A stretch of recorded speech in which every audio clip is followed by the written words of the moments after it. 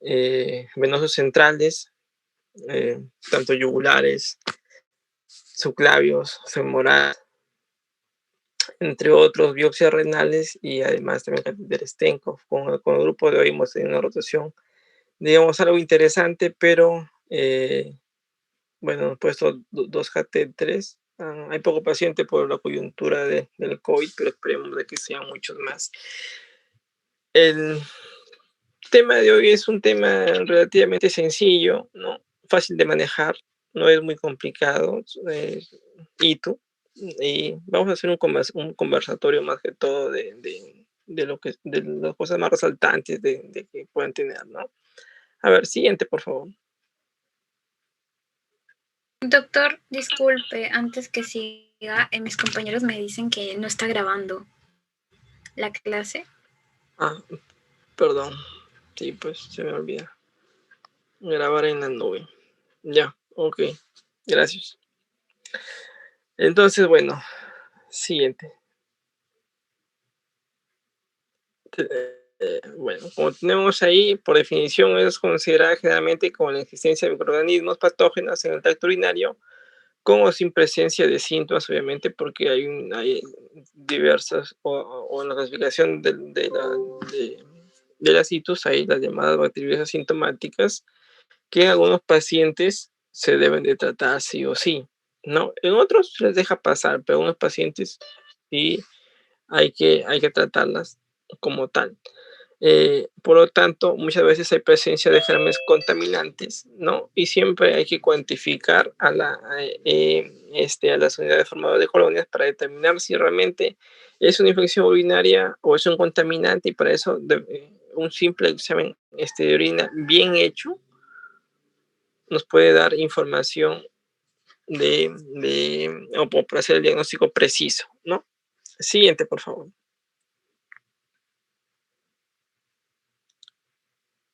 Entonces, a ver, tenemos muchos síntomas, por ejemplo, disuria, poliaquiuria, urgencia miccional, tenesmo, fiebre, dolor en fosa lumbar.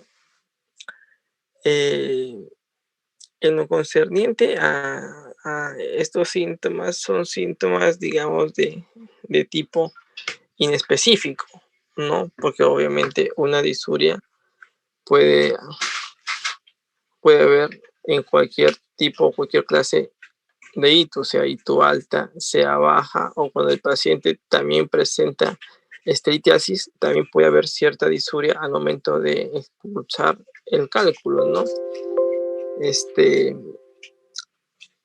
Dicho eso, por cierto, ¿saben hasta qué tamaño del cálculo podemos eliminar? 4 milímetros. Menor a 5 milímetros. Menor a 4. El rango más o menos para una expulsión segura es de 5 o 4 milímetros. 4.5 es el punto de corte mayor al 90% de tasa de expulsión, ¿no? Sin ningún problema. Pero cuando yo tengo un paciente, por ejemplo, porque muchas veces estas situs están condicionadas, al menos en el varón, casi siempre a tener alguna anormalidad en el tracto urinario. Y en la mujer es mucho más frecuente, y la bacteria, pues, E. coli, es más del 90% de los casos, pero en el varón siempre hay una anomalía estructural, y muchas veces es, pues, la presencia de litiasis, ¿no? Entonces, ¿cuál es el primer examen que pedirían, digamos, cuando un paciente llega a su consultorio con dolor exquisito en fosa lumbar, que se irradia miembro inferior ipsilateral, ¿no? ¿Qué pedirían así, de primera línea? ¿O qué usarían? Porque ahorita en clínicas, pues, tenemos casi todo a la mano. Lo primero que se debe pedir es una ecografía renal, ¿no? Para ver, obviamente, si en realidad existen cálculos, y si no existen, medir la apertura piélica, porque la apertura piélica nos va a dar el grado de hidronefrosis. ¿Cuánto es la apertura piélica?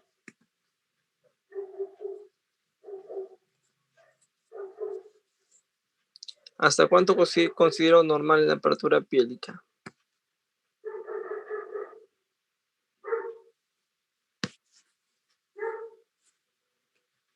hasta 10 milímetros, ¿no? Superior a eso, el paciente tiene hidronefrosis y obviamente es catalogada como leve, moderada y severa.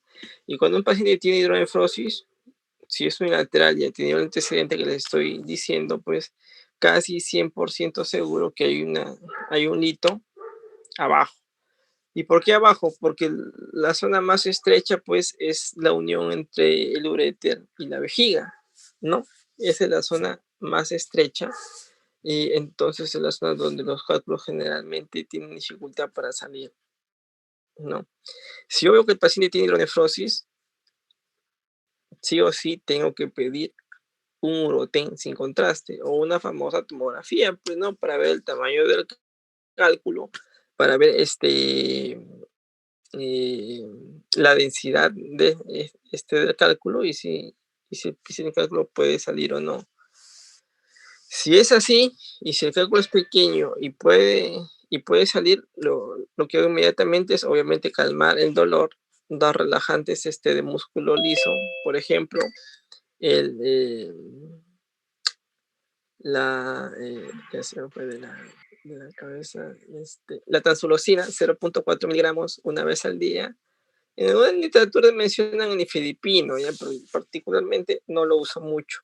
Y brindarle hidratación profusa al paciente. No hidratar antes de ver si el cálculo sale o no, porque si no podemos vamos a incrementar la producción de la orina y pues vamos a hacer de que el paciente tenga más dolor por aumento de la presión, ¿no?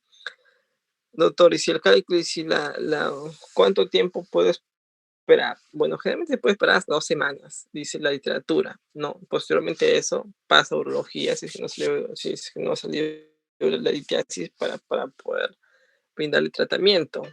Eh, Después de eso hay que ver, obviamente, si la obstrucción es total, si la obstrucción es parcial, ¿ya? Porque si la obstrucción es total, me va a condicionar a que la presión que realiza el riñón en un primer momento para vencer a la litiasis se vuelva retrógrada y me empiece a dañar la mayoría de células renales, tal es así que al mes el 90% de células renales ya no sirven. Es por eso que es importantísimo tratar una litiasis que me está causando una nefrosis total de manera urgente. Ya, porque después, por más que ustedes saquen el cálculo, por más de que le haga una nefrostomía, ese riñón ya no funciona.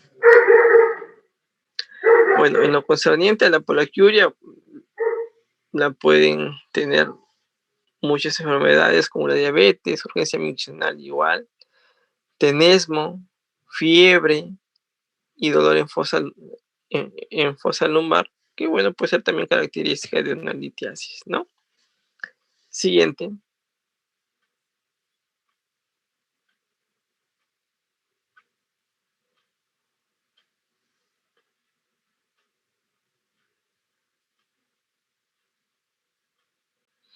Ahora, en lo concerniente a la epidemiología, pues constituye un importante problema de salud. Obviamente, la segunda causa de infección más frecuente en los humanos. Más de la mitad de las mujeres tiene al menos una ITU durante toda su vida y su presentación más común es durante la gestación. Aquí una pregunta, ¿por qué la presentación más común es durante la gestación?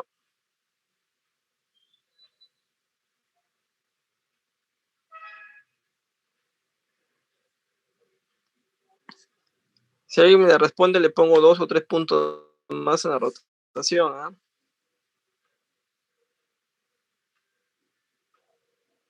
A ver, levantaron 2 la mano al toque.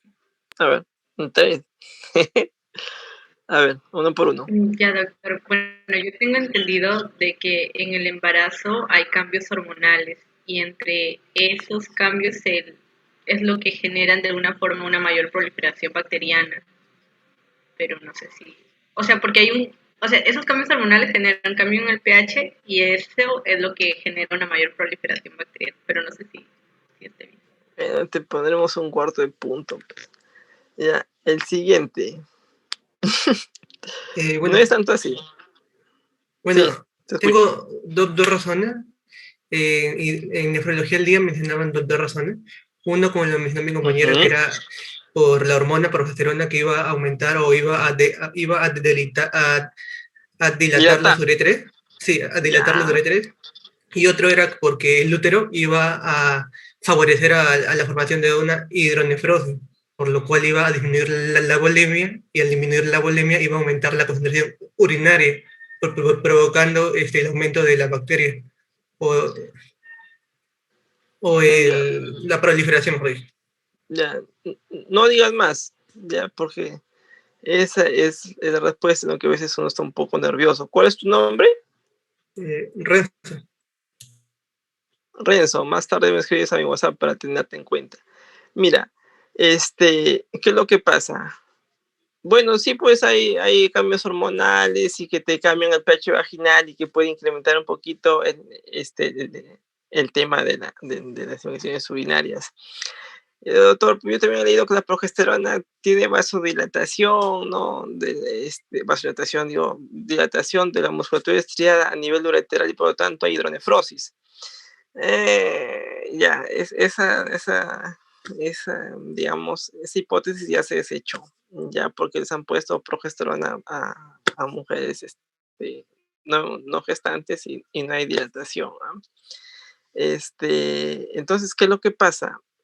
El uréter derecho es el que se ve afectado, ya porque el uréter derecho tiene un ángulo muy, muy, muy agudo y cuando el útero crece, lo presiona y me causa hidronefrosis derecha en un 80% de todos los casos. Y obviamente me causa una retención de orina de 200 a 300 mililitros en el uréter. Ya, y por lo tanto me crea un caldo de cultivos para tener infecciones urinarias.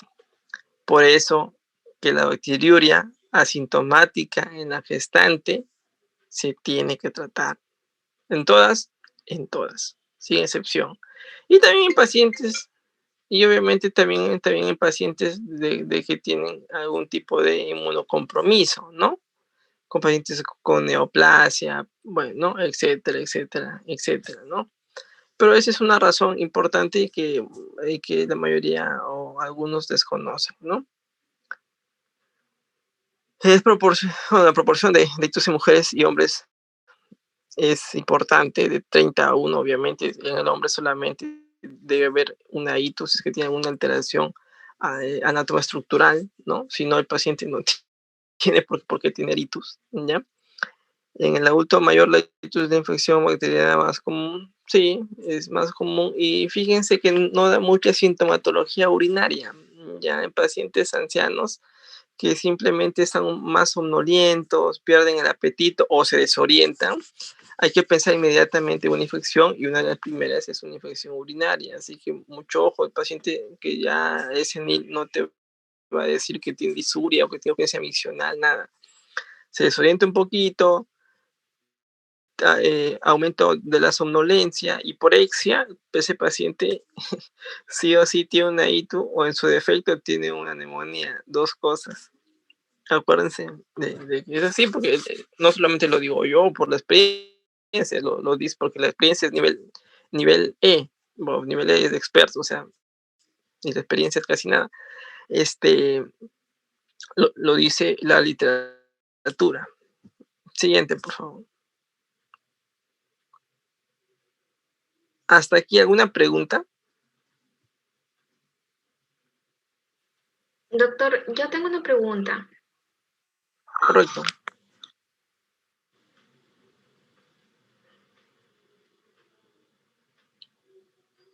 Lo escucho. Doctor, mi pregunta es que, ¿por qué si es menos frecuente en hombres, por qué estos tienen mayor riesgo si la prevalencia es menor en ellos?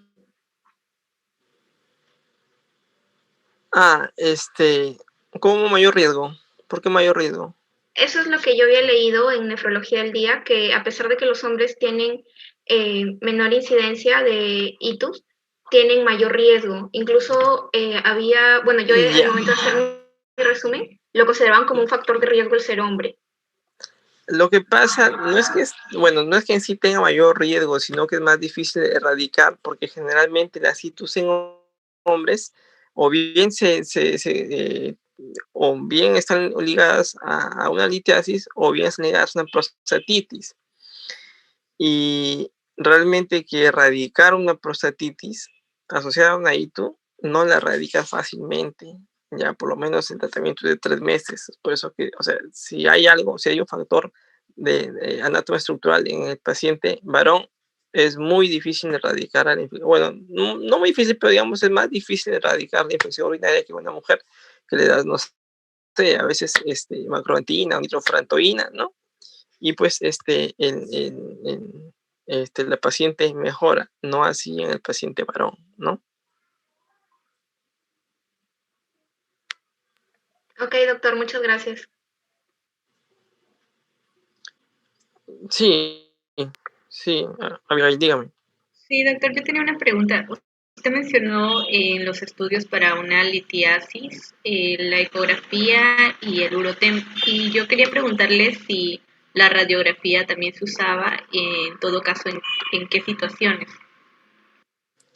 Bueno, antiguamente se usaba un estudio llamado urografía excretora, ¿no? Para poder ver, pues, a dónde es la zona obstructiva, pero ahora ya no se usa porque el urotem me dice exactamente dónde está el cálculo, la densidad del cálculo y sobre todo el tamaño, ¿no? O sea, como lo tengo por qué pedir otro estudio. Ah, ya, doctor, gracias. ¿Sí? ¿Alguna otra pregunta?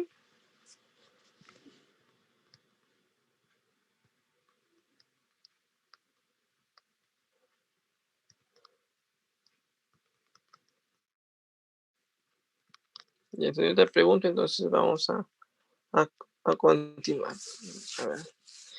Entonces, en la etiología nosotros sabemos pues que más del 95% de los casos un único microorganismo es el responsable, y en este caso, ¿cuál es?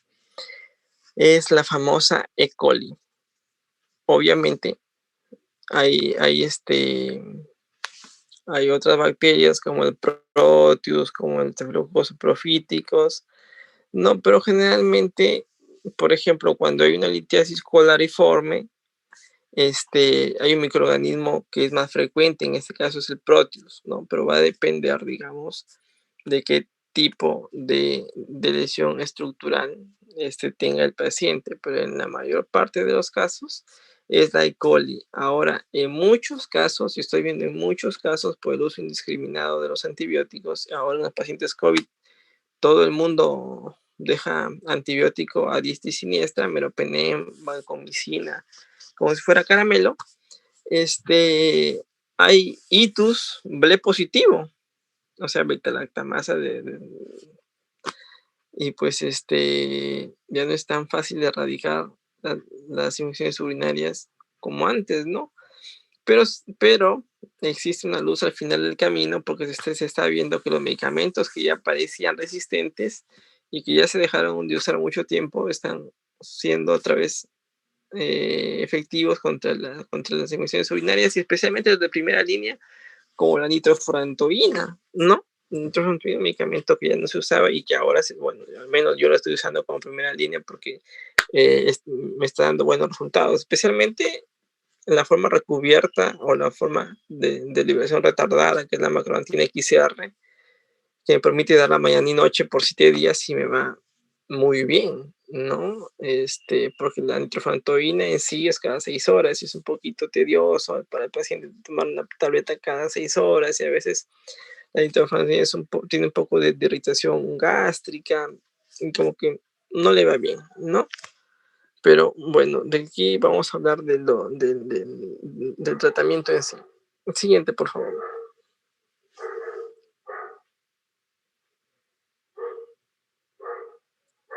Bueno, sabemos que la coli es la anterior, donde dice y tú baja. No, ahí. se pasa, ¿no? Bueno, en fin, ahí nomás. Ya hay en la clasificación. Entonces, la clasificación depende, pues, de la localización de la ITU, de la duración, de la adquisición, de las complicaciones, etcétera, etcétera, etcétera. Por ejemplo, localización ITU alta, ITU baja. Cuando yo digo es una ITU alta y cuando yo digo es una ITU baja.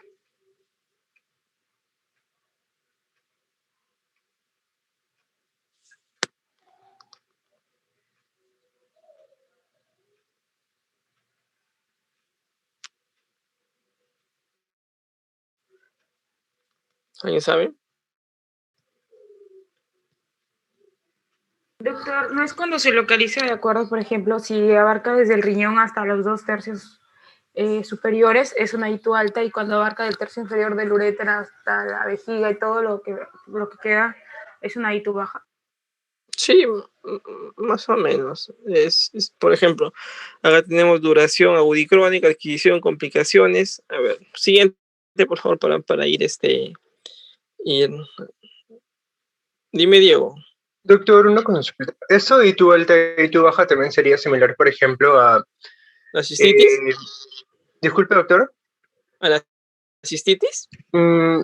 No tanto así, sino, por ejemplo, ITU alta podríamos relacionarlo más como pielonefritis, por ejemplo, que también cursaría con algunos síntomas de ITU baja, ¿no? Entonces, por localización anatómica también creo que podría cuadrar así. Sí, o sea, si nos ceñimos netamente a la parte anatómica, pues la ITU baja básicamente su uretra vejiga, uno dice, bueno, hasta el tercio del uréter, bueno, no, y después el resto va a ser ITU alta. Ahora, en lo concerniente, como les menciono, los síntomas son muy vagos, o sea, no es un síntoma exclusivo de no, fiebre ITU alta, no es tanto así. No, más lo jugamos con el tema anatómico, pero los síntomas pueden ser muy generales, ¿ya? Mira, por ejemplo, en la ITU baja, urgencia, disuria, polaquiuria, turbidez, orfétido, de la orina, inclusive muchas veces encontramos también en las ITUs hematurias. Ahora, ¿cómo puedo yo diferenciar la hematuria de origen glomerular y de origen urológico? ¿Y cuál es mío? A ver, adelante. Ya, doctor, en el caso de la glomerular se encuentran distintos hematíes dismórficos y acompañados de lo que es cilindros hemáticos, mientras que en la de tipo, extraglomerular vendrían a ser los coágulos y los hematíes normales, ¿no? O sea, sin ese dismorfismo que se encuentra en la glomerular. Ya. Sí, es bueno mencionar, pues, de que cuando hay falla glomerular o cuando hay daño glomerular, ¿no? Obviamente que el endotelio tiene poros muy, muy pequeños, hasta de 9000 Daltons, donde no puede pasar por ahí un glóbulo rojo, y mucho menos, por ejemplo, una albúmina, ¿no? Que pesa 69.000. El glóbulo rojo tiene mucho más tamaño, y pues al momento de pasar por este endotelio dañado, va a lacerar su membrana y va a formar los famosos hematíes dismórficos, y en algunos casos hasta acantocitos, ¿ya? Y cuando el paciente presenta, pues, eh,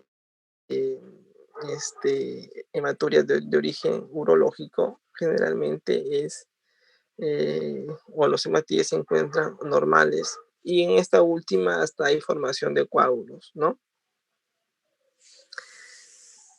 Siguiente, por favor.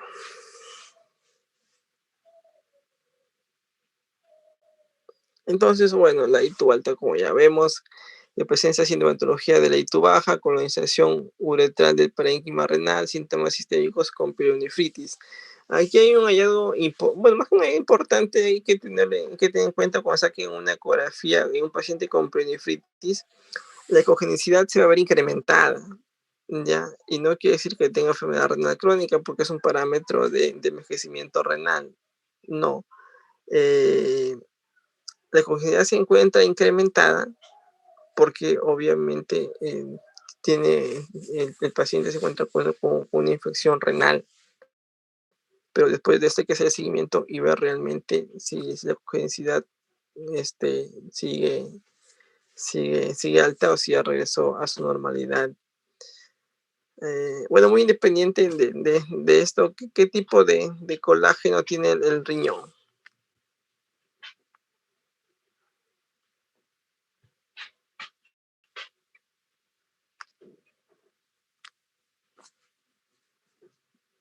A ver. Tipo 4. 4 tiene el glomérulo, sí, la membrana basal y el intersticio.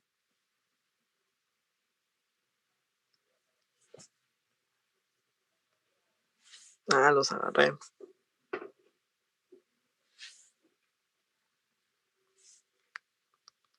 Colágeno tipo 1.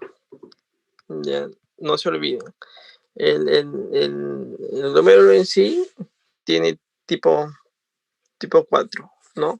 Y ese mismo que el pulmón. Por eso que en el Good Pasteur o en el Wegener te da la afectación pulmón-riñón. Perdón, en el Wegener, ¿no?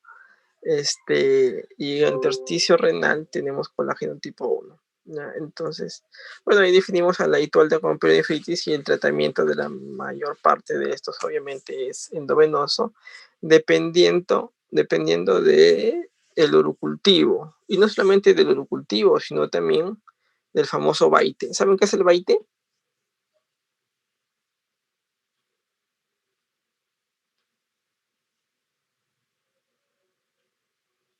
Bien, supongamos de que yo pido un urocultivo y sale sensible a la ceftriaxona.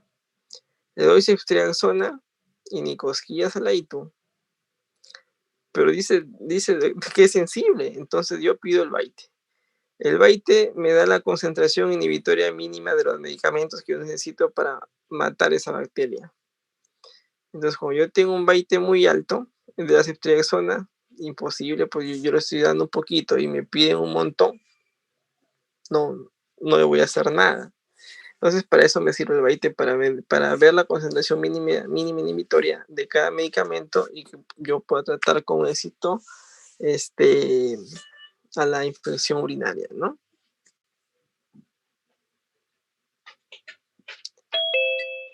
Siguiente, por favor. Doctor, Adelante. Pregunta, el baite es diferente al antibiograma, ¿cierto? ¿O es el mismo? ¿Cómo? No, escuché bien. Le preguntaba si el baite era un estudio diferente al antibiograma o es el mismo. Es el mismo. Ah, ya. Ya. Entonces, en lo concerniente a la ITU no complicada ocurre en pacientes que tienen un tracto urinario normal sin alteraciones, obviamente, pues no hay ningún problema, síntomas que están confinados a la uretra y la vejiga. Y pues esas infecciones muy frecuentemente en mujeres jóvenes con una vida sexual activa, que es un factor predisponente para tener infecciones urinarias, ¿no? Siguiente.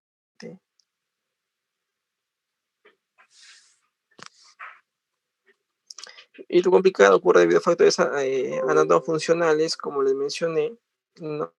Pacientes que tienen litiasis, pacientes de que tienen doble uréter, pacientes de que tienen neoplasias, apaguen sus micros mejor, pacientes de que tienen alguna enfermedad como diabetes, lupus, ¿no? Cierto grado de inmunocompromiso, son pacientes que son itus complicadas. Estos factores incluyen condiciones a menudo encontradas en ancianos. El espectro comprende desde una cistitis complicada hasta una urosepsis en choque séptico. Hablando de cistitis, voy a hacerles una acotación importante. Ya, y lo digo porque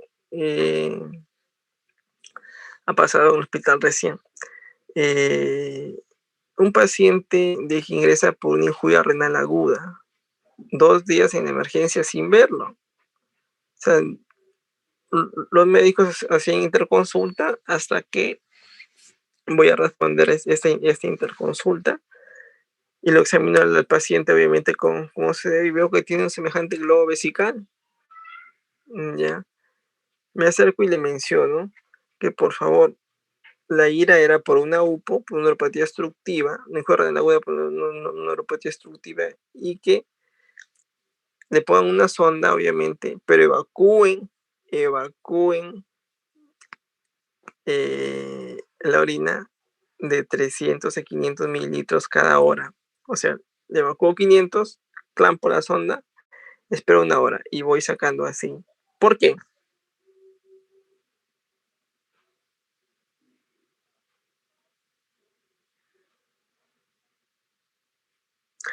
Porque cuando se descomprime bruscamente la vejiga me da una cistitis hemorrágica y ahí la para. Y eso fue lo que ocurrió.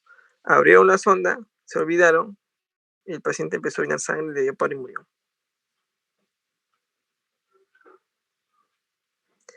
Entonces es importantísimo ver todo lo del paciente hasta una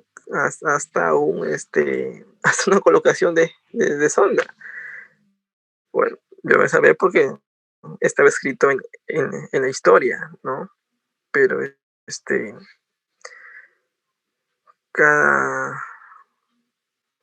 cada indicación, así sea la más mínima, debe constar en la historia clínica.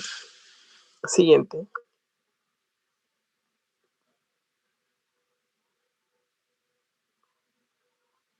Entonces tenemos a las bacteriurias asintomáticas, ¿no? Muchos de los pacientes pueden ser de una bacteria, o sea, mayor a 10 a la 5 formadores de colonias, pero sin presentar síntomas. Ya les dije, en qué caso se pueden tratar hitos recurrentes, más de 3 episodios de hitos demostrados por cultivo en 1 año, ya eso es un hito recurrente.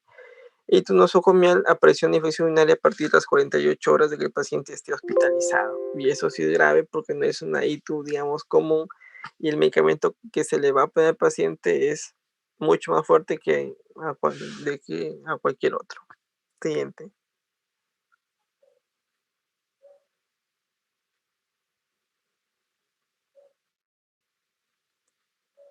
Sí.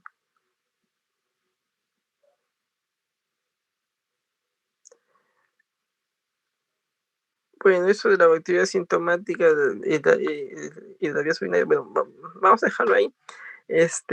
Y lo que sí les quiero hablar es un poquito acerca del tratamiento. Obviamente, si es una ITU baja, pues el paciente se le puede dar, inclusive si no está muy tóxico, vía oral. Si tolera bien la vía oral, podemos dejar algo inicial y pedir siempre un cultivo, y a los 3 días vamos a ver si el tratamiento que le dimos es el adecuado, ¿no?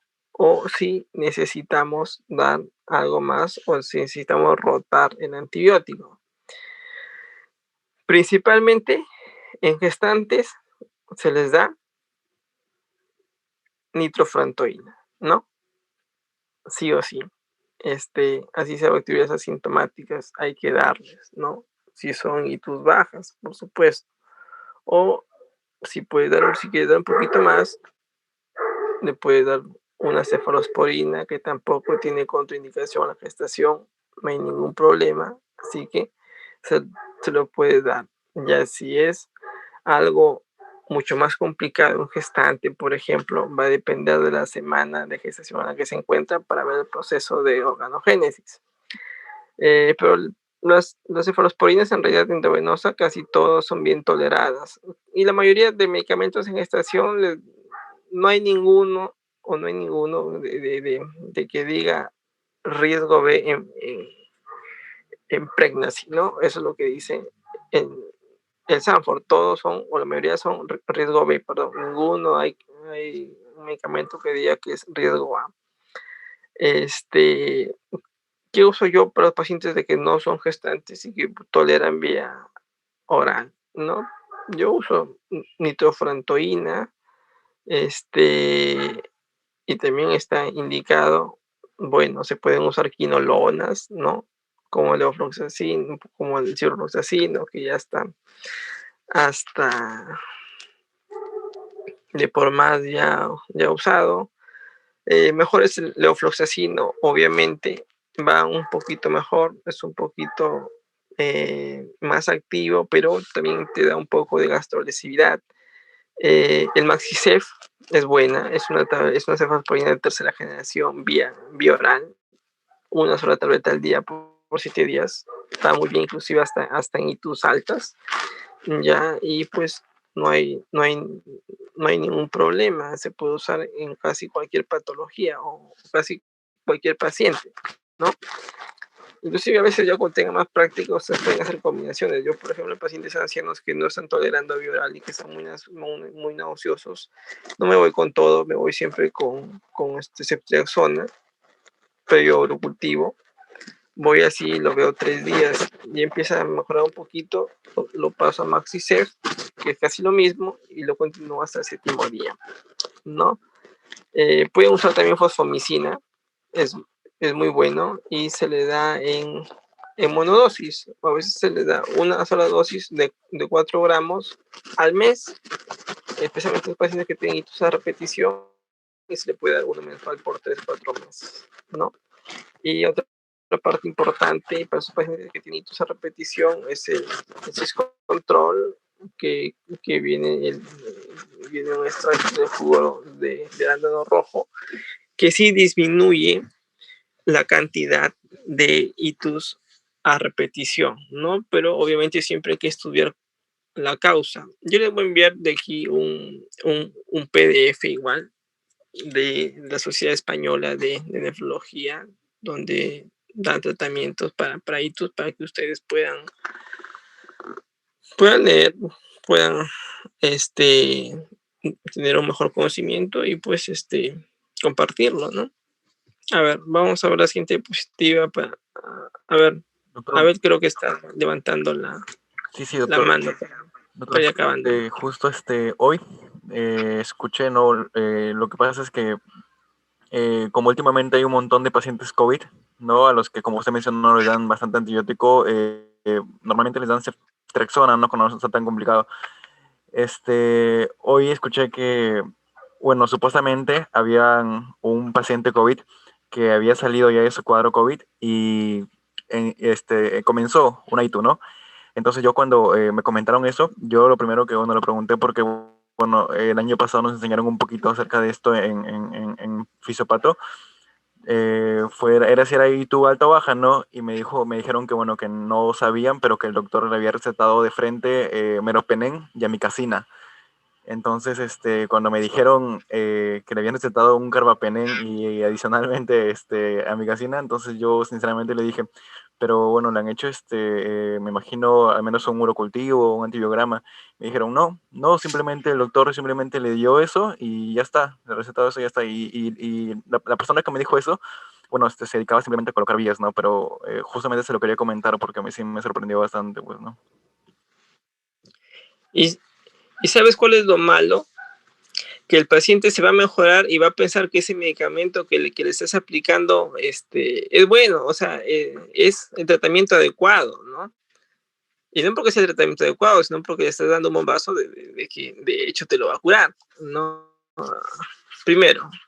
Segundo, bueno, no veo la razón para usar un medicamento tan fuerte en este tipo de pacientes. ¿Era paciente varón o era paciente femenino? No, varón. Y cuando yo le pregunté por qué no iniciaban con ceftriaxona o con otro antibiótico más bajo, como usted mencionó, no levofloxacino, me dijeron que porque ya le habían dado ceftriaxona durante el tratamiento COVID. Entonces, si es que ya tiene ITU y anteriormente le habían dado ceftriaxona, el doctor había concluido que probablemente sea resistente a esos antibióticos, por eso es que le dio un carbapenem. Es lo que supuestamente el doctor se ha dicho. Ya, aquí hay que tener una parte importante de las secuelas del COVID, ya, de las secuelas del COVID, porque no es tan infrecuente que los pacientes con COVID empiecen a hacer una reacción febril post-COVID, por si acaso, o que se infecten de otros virus como el TORCH o como el Epstein-Barr, ¿no? E inclusive yo no daría medicamentos nefrotóxicos a ningún paciente que ha tenido COVID, porque la lesión renal en COVID existe, está descrita en ciertas biopsias, y pues tengo una paciente renal que con los muchachos de la rotación el día martes le voy a poner un catéter Tenkov. No es hipertensa, no es diabética, tiene 50 años y que le dio COVID, hizo injuria renal por COVID y va a ser dializada porque simplemente el COVID le dañó el riñón. Entonces ya te crea una, un daño estructural, ¿no? Y para que venga y encima le des un nefrotóxico, pues yo creo que ese paciente, bueno, va a tener una lesión renal sí o sí. Quizás ahorita no se manifieste, pero hay que recordar que las lesiones renales son sumativas. O sea, el que hace una infusia renal ahorita y se recupera, ya,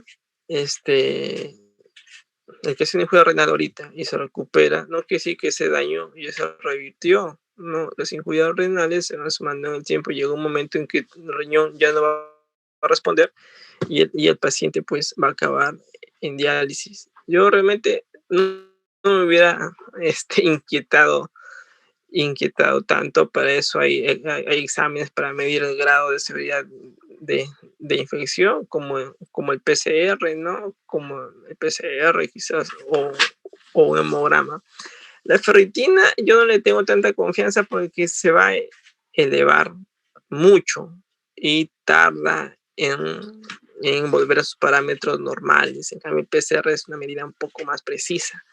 Ya, y le hubiera iniciado como tú dices, con algo más suave, ¿no? Si el paciente lo tolera, un levofloxacino o un Maxicef inclusive, o si no, una fosfomicina, un sobre, y se acabó.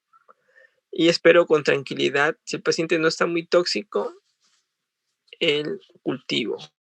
O si le quiero poner algo endovenoso, pues le pongo una ceftazidima o un cefepime, ¿no? En todo caso. Pero pues ponerle meropenem más amigdacina, no le veo ni pie ni cabeza, ¿no? Pero bueno, hay tanto covidólogo suelto que mejor no opino. Siguiente, por favor, para ir finalizando la exposición.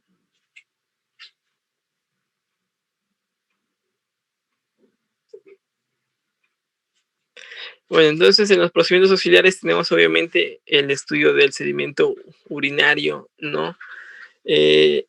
¿Cómo diferenciar si es una ITU, si el paciente presenta una ITU o es una contaminación?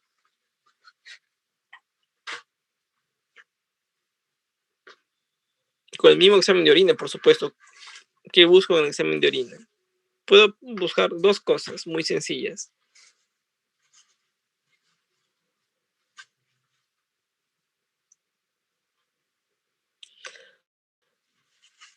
O busco que tenga nitritos positivos, ya Renzo. No, ya lo dijo. Uno era la presencia de nitritos, que mayormente las enterobacterias iban a causar ese cambio. Y otro iba a ser la presencia, mencionan, de yayalinos, pero no era muy como que también se puede eliminar los yayalinos. Sí, pero los yayalinos también puedo observarlos en injuria renal aguda de tipo perrenal. También busco la esterasa leucocitaria. Entonces, con los nitritos y con la estrés leucocitaria, yo me aseguro que, pues, que ese paciente sí está teniendo realmente una infección urinaria y que no es una contaminación. Porque muchas veces iniciamos tratamiento y después sale cultivo negativo, ¿no? Bueno, un examen microscópico. Ya, y si una paciente viene con síntomas urinarios y está con su menstruación, ¿cómo puedo hacer el conteo de leucocitos?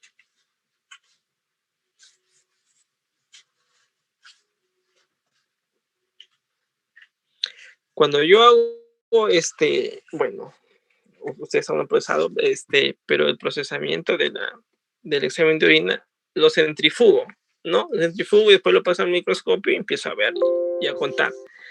En este caso, no se centrifuga. Pidan examen de orina sin centrifugar para que el laboratorio vea realmente y le sea más fácil contar los leucocitos en el paciente o en el paciente de que está teniendo pues su periodo menstrual, ¿no?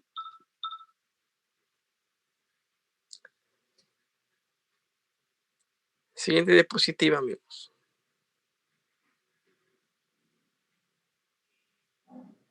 Bueno, el tratamiento ya lo hemos hablado un poco, les voy a enviar una bibliografía, no se preocupen. ¿Tienen alguna última pregunta? Espero haberos ayudado un poquito ya en la otra clase de tratamiento de RC. Estoy seguro que será en la tarde para poder explayarnos un poco más porque voy a necesitar unas 2 horas para poder hablar. Y pues a ver, si tienen alguna pregunta, a ver. Doctor, Sí, una pregunta. te escucho. Ya bueno, yo había leído, o bueno, estoy segura que he leído eso, que la nitrofurantoína estaba contraindicada en el embarazo. O a partir de qué semana se da, porque sí estaba en una guía. Contraindicada, ¿así? Sí, sí está en una guía española, que estaba contraindicada. No me corte. Acá tengo mi celular en Sanford.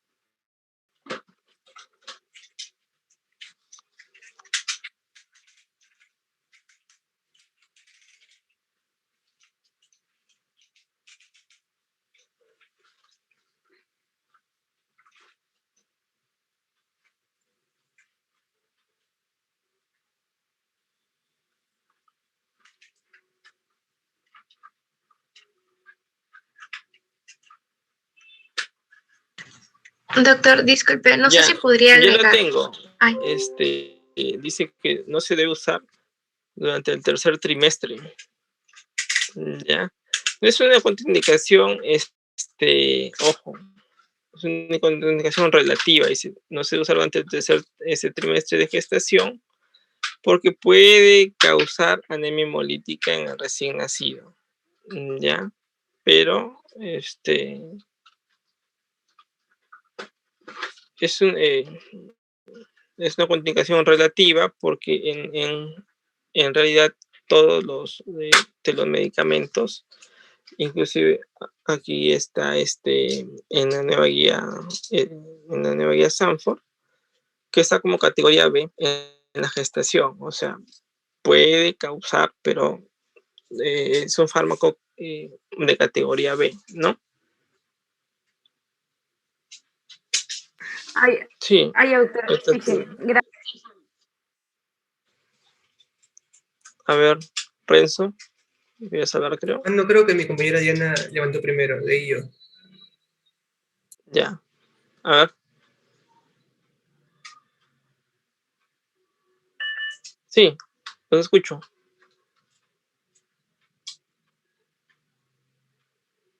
O en todo Hola. caso, yo participo primero. Ah. No, quería decir que también había leído sobre la nitrofurantoína. Mencionaban que no se usaba en el primer trimestre ni en el tercero, solamente en el segundo, que era más seguro. En el primero porque mencionaban No, que en había primero interferencias. porque es la organogénesis, ¿no? Sí, y la La mayoría tercera de por la anemia medicamentos hemolítica. se contraindican, sí, pero ya a partir del segundo son más seguros usar. Y es más, a partir del segundo trimestre sí se usa, ¿no? Pero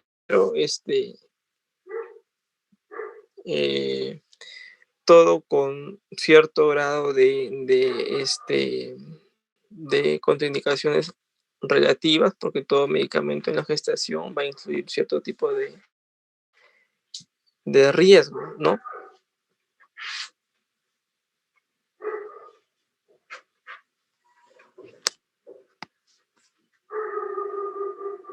Adelante. Doctor, yo quería preguntar con respecto a lo que usted mencionó sobre la división de ITU, bueno, ITU alta y ITU baja. Le quería mencionar si es que eso no era tan relevante en el tratamiento y si más bien lo más importante era definir si es que era complicada o no complicada, o si tiene relevancia el reconocer si se trata de una ITU baja o una ITU alta. No, no. O sea, lo que vamos a ver más que si es una ITU baja o una ITU alta es la severidad del cuadro, ¿no? Porque de nada me sirve diagnosticar a un paciente con una ITU baja y pensar que es un cuadro, pues, un cuadro leve cuando a veces es un cuadro tóxico, ¿no? Simplemente es una clasificación, pero lo que más me interesa a mí es la severidad del cuadro que está presentando el paciente. Como ya mencioné, parámetros como hemograma, PCR me indican severidad, ¿no?